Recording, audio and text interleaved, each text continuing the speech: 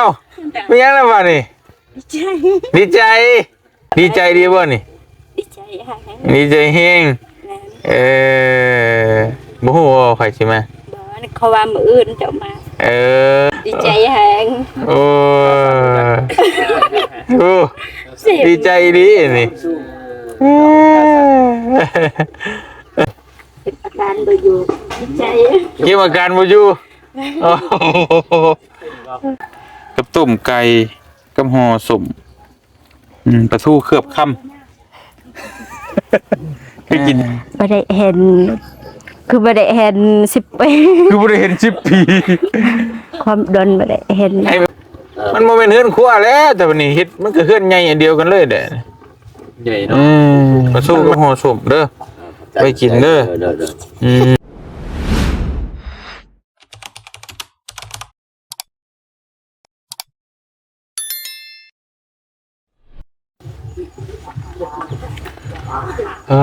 โตพี่น้องเอ้ยเปิดภาพมาบัดนี้โพอยู่พี่บ้านอลิงพี่น้องเอ้ยนะเมืองท่าแตงแขวงซื้อกองคือเก่าพี่น้องเอ้ยกับทักทายสบายดีพ่อแม่พี่น้องเบิดสุขทุกคนเนาะพี่น้องเนาะบ่ว่าสิอยู่ในและก็ต่างประเทศก็ยินดีต้อนรับเข้าสู่ช่องบ่เตียงทองชาแนลคือเก่าพี่น้องเอ้ยมื้อนี้เฮาก็มาแต่ปูนพี่น้องเอ้ยบ้านหมู่บ้านไผใหม่พุ่นแหละเนาะระยะทางก็ประมาณเกือบ200 กิโลซะเพื่อมาฮอดพี่ค่ำพี่น้องนี่เนาะเกือบ6 โมงเนาะยังอีก7 นาทีสบายดีเด้อทีมงานเด้อบอกกูเมื่อยเสียงเปลี่ยนไหวอยู่บ่จังหน่อยได้เมื่อพักละไปเยี่ยมไปยามทั้งน้องเดิมก่อนบัดนี้พี่น้องเอ้ยเฮาสิมาเบิ่งเพิ่นชานลานแป้นเพิ่นไปฮอดไสแล้วเนาะป้าตัวบ้านเฮือนไอ้น้อยก็ได้แล้วเนาะสบายดีได้น้อยเด้อโอเคสบายดีคือเก่าสุบกว่าคือเก่า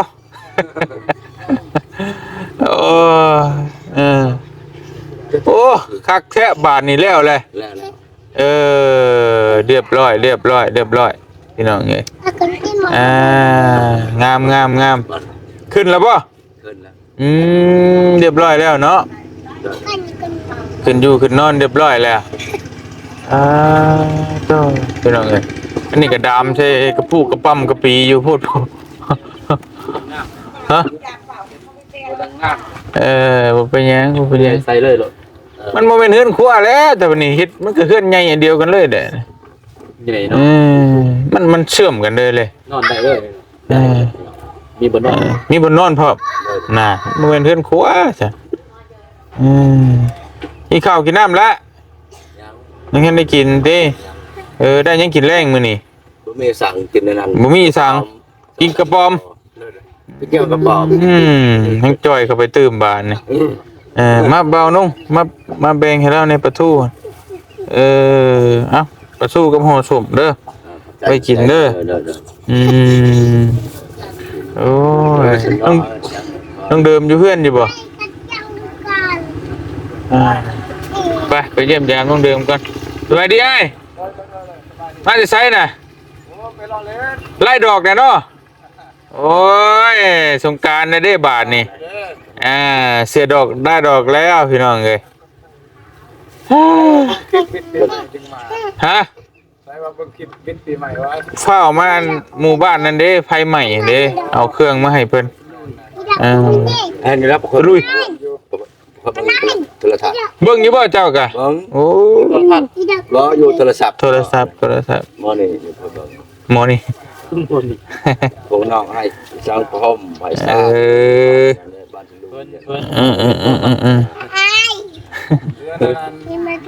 ไฟไหม้ฮะบ่หันค่าละสาวแล้วตะหึงแล้วหึงเติบแล้วนั่นนะก่อนเฮาสิมาเฮ็ดเฮือนนี่อีก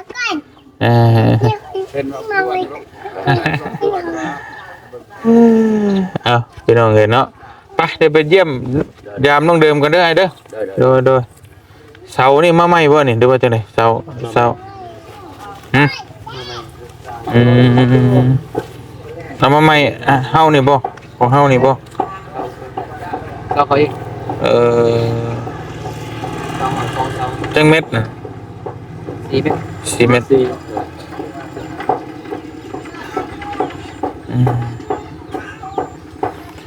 สวัสดีด้วยเด้อปาโทพี่น้องเอ้ยบ่ได้เจอกันแต่เฮิง กินข้าวแรงกับหยังมื้อนี้มีหยังกินแรงมื้อนี้บ่ได้ยินจ้าแรงกับหยังโอเคไปพี่น้องเอ้ยอันนี้บ่อันน่ะไม่เป็นเจ้าสร้างมาน่ะ โดย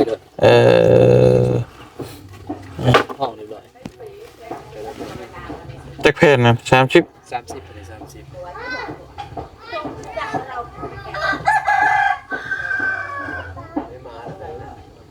ไม่ ซึ่งไม่เอาเรื่อง งามดูประมาณ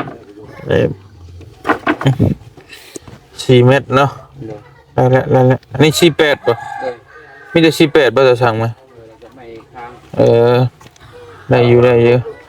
สบายดีวิรุธ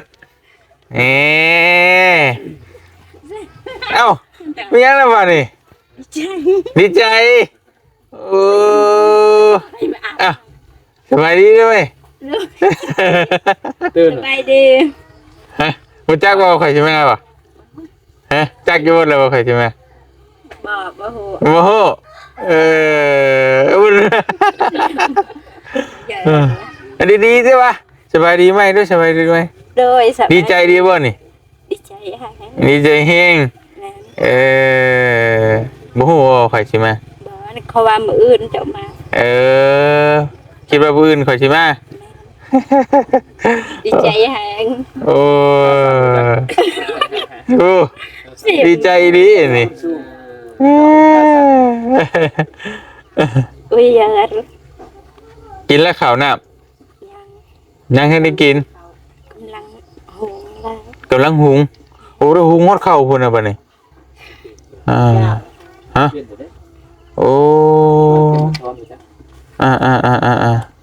ไผมาสอนเจ้าหุงข้าว เซ็ม ซิม เรื่อยซิมแบบโดย ไอ้น้องไปใช้ขนาด รู้จัก เป็นนางเราเดือด อ้าวพี่น้องเลย เป็นอาการบ่อยู่ดีใจ เกี่ยวกับการบูยูโอ้โหเนาะ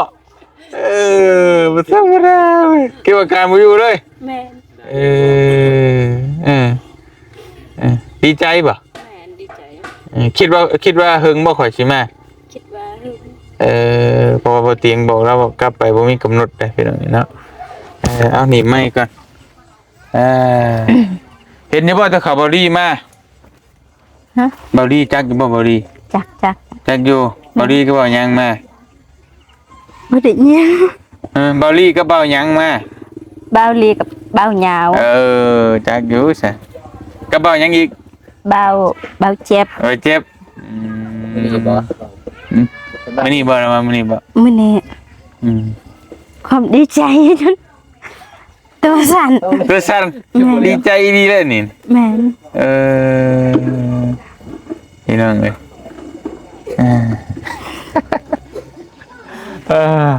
ก็บาปก็บ่ไม่ไผไม่หดเข่าแล้วประจักษ์ บ่ สรุปแล้วเฮือนเจ้าอยู่ปุกอยู่ไส อยู่นี่อยู่พุ่นยานบัดน้องไปทำงานอยู่คนเดียว สรุปแล้วสิปุกตรงนี้แม่นบ่ แม่น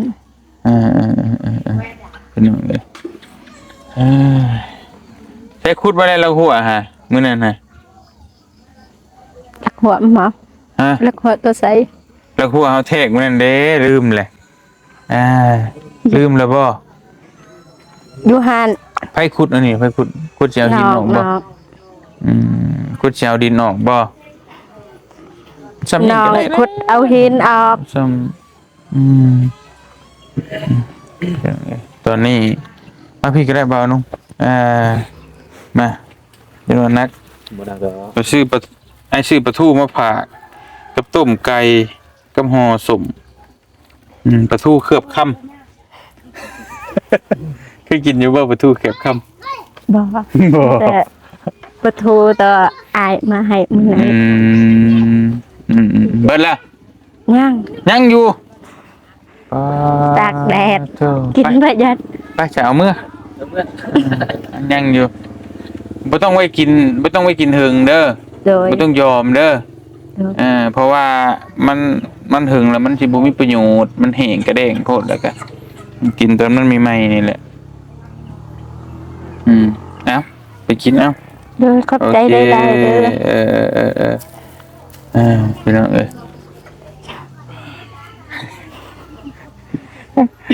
คือแปลกๆเนาะ ดีใจ โอ้พี่น้องเอ้ยว่าปันบ่เคยเห็นกันหลายบ่ได้เห็น คือบ่ได้เห็น10 ปี คือบ่ได้เห็น10 ปี ความดนบ่ได้เห็น ไอ้เมื่อจักมือไอ้เมื่อจักมือจำชื่ออยู่บ่ บ่ โอ้ยไอ้เมื่อ2-3 มื้อหนึงเนาะบ่เอานุ่งจนงงว่าเอามาอีกแล้วว่า อันเนาะ ข้าวเดียวหนึง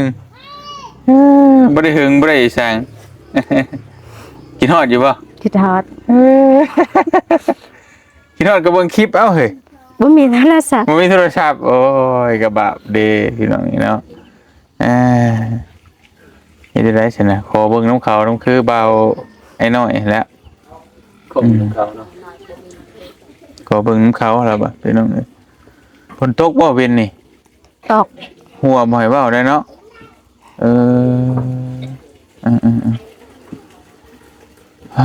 พี่น้องเอ้ย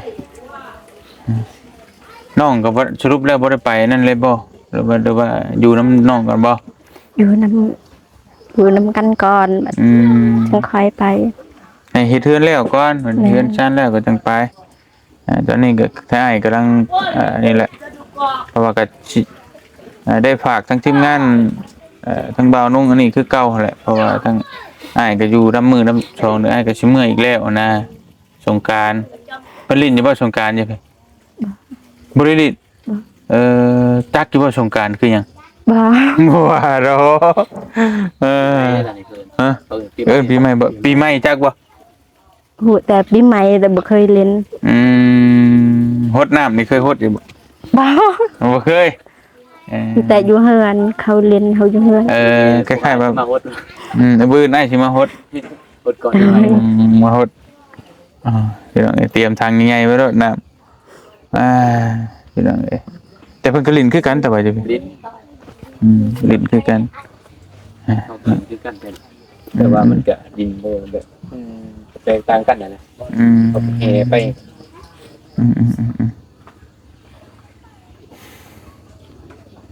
พี่น้องเลยมีแต่ว่าเด้น้องมาพี่ละน้องเด่นน้องเด่นน้องเดิมน้องเด่นพี่น้องนี่เนาะสบายดีพี่น้อง สบายดี ก็รอได้ใหญ่มานี่รอได้เนาะงำเบิดแถวนี้นะ บ่กูสบายดีเด้อส่งบ่กูเด้อพี่น้องยังทันได้กลับเนาะไปอยู่น้ำเอื้อยก่อนนั่นแหละตัวนั่นแหละพี่น้องเอ้ยตอนนี้ก็ต่างคนก็ต่างยังเป็นโสดเป็นผู้บ่าวผู้สาวแหละพี่น้องเอ้ยก็ยังหาหม่องที่ว่าจุดที่แบบว่าลงหลอกลงตู่ยังบ่ได้นะความหมายคือแบบว่ายังควางเคงยังอันนั้นอยู่คือผู้นี้นี่ก็จักสิไปตกใช้ผู้นี้นี่ก็จักสิไปตกใช้คือสมมุติว่าแต่ว่าน้องนี่ต้องเอาเมียมาอยู่เพื่อนเนาะพี่เพิ่นนี่ผู้หญิงก็ไปอยู่นำผู้ชาย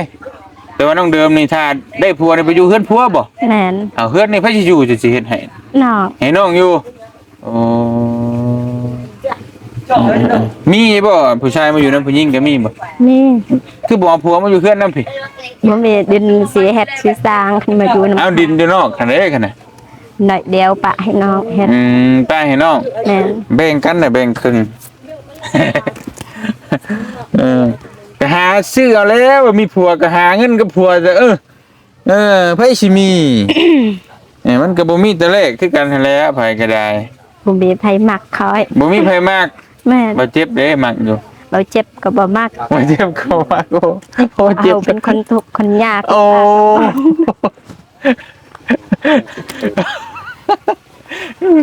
ซึ่งนี่น้ำตาไหลเลยนี่ไอ้น้ำตาไหลเลยนี่ถ้าเป็นคนสุขคนยากมีคนมากกันบ่ แม่น โอ้แต่ว่าเจ็บมักอะไรอยู่บ่ นะ มักดิ ไอ้มารอบนี้บ่ต้องให้เด้อ โดย ไอ้มีแต่ยิ้มเยี่ยมแจ่มใสเด้อบ่ต้องให้อารมณ์ดีๆเด้อ FC ว่าโอ้ยน้องเพิ่นให้หลายได้ให้น้องเพิ่นหัวแน่ว่าซั่นไอ้ก็ได้อยากเว้าหยอกพี่น้องนี่เนาะบ่ได้เว้าหยอกเว้าอีหลีแน่เนาะถ้าเพิ่นเอาอีหลีก็เอาอีหลีบ่ เอง แต่ว่าเจ็บเอาอีหลีนะเอาอีหลีบ่ บ่ฮู้ โอ้โห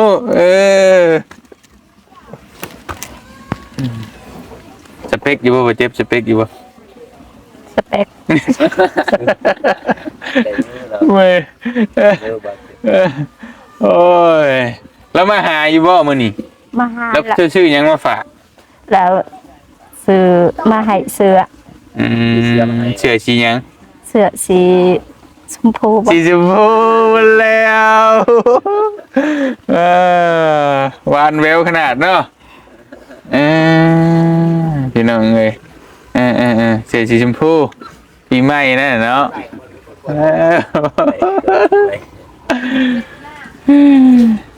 น้องเด่นนี่ก็ไปเฮ็ดงานอยู่เวียงจันทน์แต่ก่อนเนาะไปเฮ็ดได้เช้าก็มึงหาแค่นี้บ่มีบ่เนาะบ่ตูนบ่มีบ่งานแถวน้ำมื้อนี้มาใกล้ๆพี่มาสบายดี สบายดีเด้อ สมมุติว่างานน้ำแถวมื้อเจ้าน่ะบ่มีบ่ ก็มันมีเป็นช่วงแ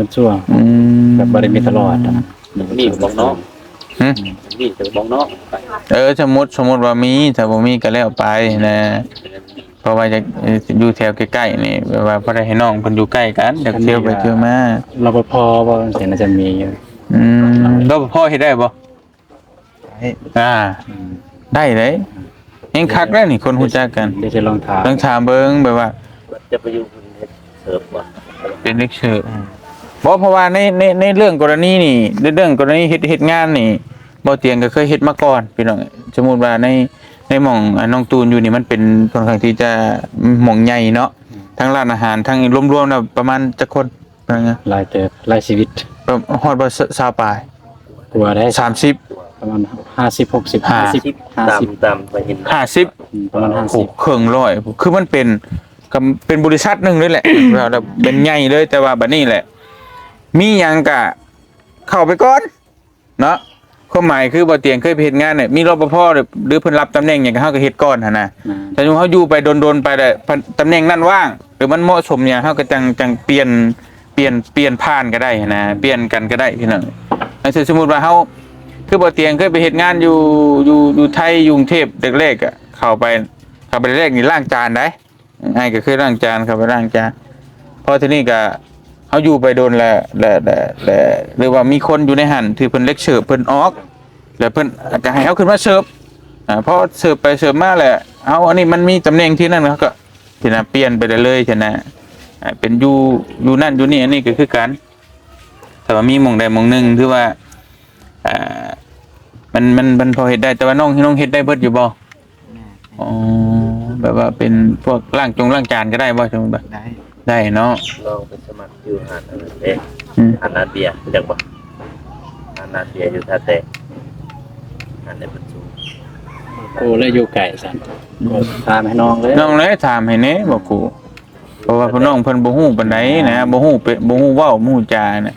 แต่ จะลองหางาน จะพอได้พอ ถ้าว่าจะคิดเด็กเสิร์ฟขนาด มันยังก็ได้เดี๋ยวคือเฮาเฮ็ดไปก่อนหั่นนะคือบ่เตียงเชื่อว่าน้องเพิ่นก็เฮ็ดได้อยู่แล้วแหละหรือสิเป็นหยังเฮาเข้าไปเฮ็ดก่อนแหละมันมีแนวตำแหน่งว่างอย่างอื่นไว้คนเก่ามันยังออกไปสิกลับบ้านก็เมื่อเฮาก็เปลี่ยนกันได้สมมุติว่าเป็นรปภนี่เงินเดือนบางน้องอยู่ประมาณเท่าใด ประมาณคือตอนนั้นน้องถามเนี่ยก็3 ล้าน 3 ล้านพุ่นน่ะโอ้โอเคเด้น่ะโอ้น้องไปเฮ็ดอยู่เวียงได้เดือนเท่าไหร่ล้านเป็ดไปเฮ็ดเวียง 3 ล้านแต่ว่า กินเองนี่หั่น ก็บ่เป็นหยังบ่เป็นหยัง กลุ่มตัวเอง กินเองก็ได้เดือนเท่าไหร่ก็เอาเนาะแต่มันอยู่ใกล้บ้านเฮานะ เบิ่งแยงนอก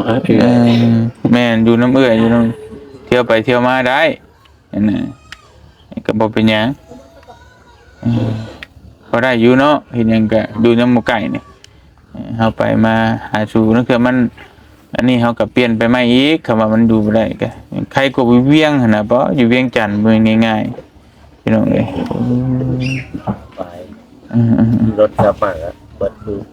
แซ่บ เบิดแล้วไปกลับก็เบิดล้านปลายแล้วไปเวียงน่ะ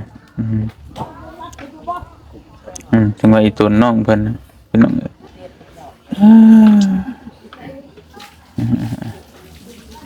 ถ้าว่าบ่เลิกเวียกมันจะสิหาให้คือถ้าแต่งก็ได้หันเติม เจ้าคือสิฮู้โอเคอยู่ดอกบ่โกก็โดยพี่น้องเอ้ยน้องเพิ่นก็คือสิเฮ็ดได้เบิดอยู่แต่ว่ามันบ่ไหวเฮาก็มันอยู่ใกล้บ้านเฮาก็หาบ่ไหมบ่ได้ยากนะลองเบิ่งประตูนี่ก็ยังอยู่แต่หึงเลยเนาะพี่น้องอยู่หั่นก็ได้จักสิได้ออกมื้อใดพุ่นน่ะมีแต่ไปก็ไป จะสิปากว่าเอาพรซะ มีแต่ไปก็ไปเลยหยุดงานน่ะเลยผมมาเห็นงานก็อย่าได้น้องเลยแห้งแหละ เพิ่นยังบ่ไล่ออกก็ยังสิอยู่แต่เพิ่นน้องพรซะน้องมันเวลาเฮ็ด ไปพรยาวบ่ ยาวเลย โอ้ยแต่ก็บาปเนาะ กาดแต่นั้นก็มักอันนี้ก็มักแม่นสองทาง แบ่งไปแหล้วเนาะอยู่เพิ่นก็ทางน้องเมืองงานก็สำคัญเพราะว่าเฮาท่านได้มีรายได้ก็มีเงินไปเติมน้ำมันเฮาก็ต้องเฮ็ดต้องมีนะหยุดเรื่อยก็บ่มีเงินมีคำแล้วเนาะพี่น้องไปซะนั่นๆแหละน้องเอ้ยมีแต่เดี๋ยวถามเพิ่นเบิ่งได้เด้อได้ก็บอกนี่โอเคให้มึงไปเบิ่งดูหมู่หุงข้าวเจ้าอันนั้นได้ประจักไฟไหม้แล้วประจักพี่น้องเอ้ยเนาะโตมาเบิ่งดูพื้นไฟคือบ่เห็นใต้พี่น้องเอ้ยสักเป็น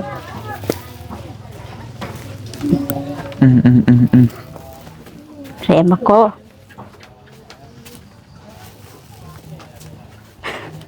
เบิ่งก่อนใส่พี่น้องเอ้ยจะหุงแบบใด โอ้นี่ หุงใช่หม้อแกงนี่หุงเป็นเนาะ บ่เลิก พี่น้องโอเคดีละไว้กินสู่กันกิน เดี๋ยว คักมองอยู่มองนอนกับโทษไม่ยังน่ะ ของไอ้ที่ลืม ของไอรี่โอเค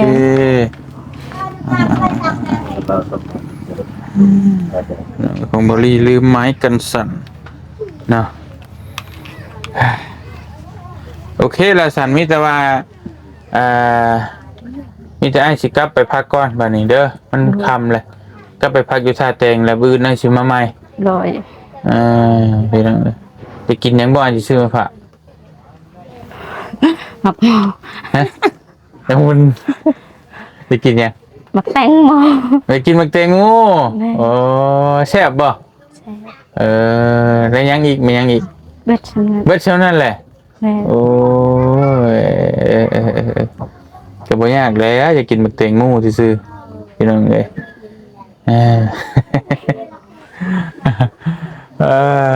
เนาะอยากกินมักเตงโง่ประกาศนะว่าประกาศ เอาคือกัน เขาอ้ายชื่อมาให้กี้กินเบิดแล้ว ฮะ เขาอ้ายชื่อมาให้กระสอบหนึงน่ะยังอยู่บ่ ยังบ่ทันได้กิน กินยังฉันน่ะ กินข้าวตอนนี้ โอเคไปครับกันเด้อวันนี้เด้อ โดย สบายดีเด้อน้องเดียวเด้อ ปลอดภัย